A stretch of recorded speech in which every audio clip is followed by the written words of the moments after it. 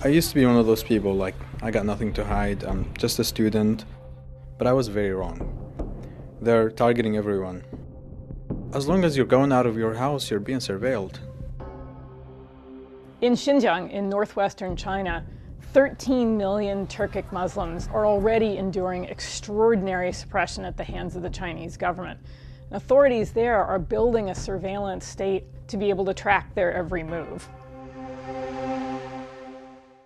Across the northwestern province of Xinjiang, an estimated 1 million Chinese Muslims have vanished into a vast network of detention centers for what China calls re-education. The region is now under what's probably the most intense government surveillance in the world. Every 200 meters would have a police checkpoint. And then on top of that, there are all these checkpoints at public places wherever you go. If you're Uyghur, they stop you. They would just say, "Where's your ID?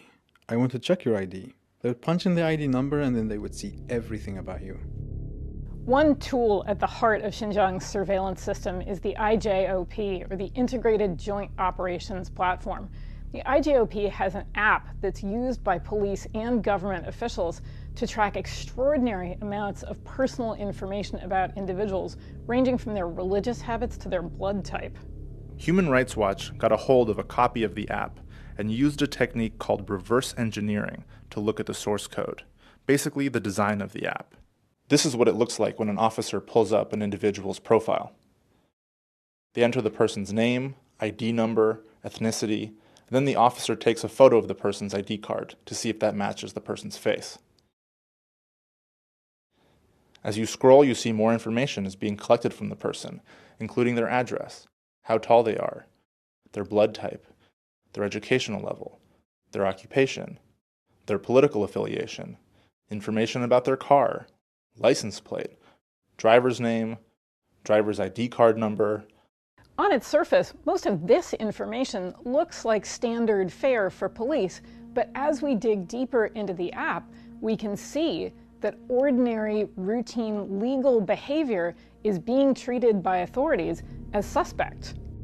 This is what it looks like when the IJOP system has flagged someone whose phone number the system has lost track of.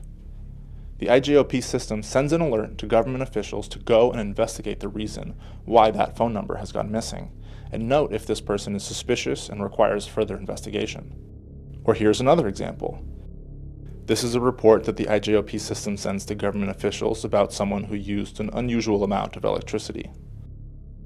The report includes the date in which the unusual amount of electricity used was logged by the system, how much electricity was used, what was the meter reading, and what is the usual range of electricity used.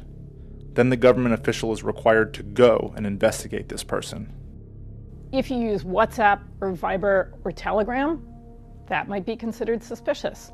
If you go at the back door of your house instead of the front, the police might turn up to investigate.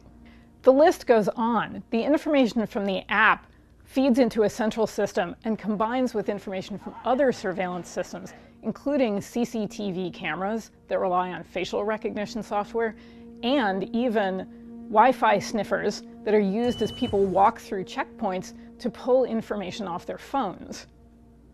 The IJOP system aggregates all this data about people, flags those it deems suspicious, and sends alerts to nearby officials.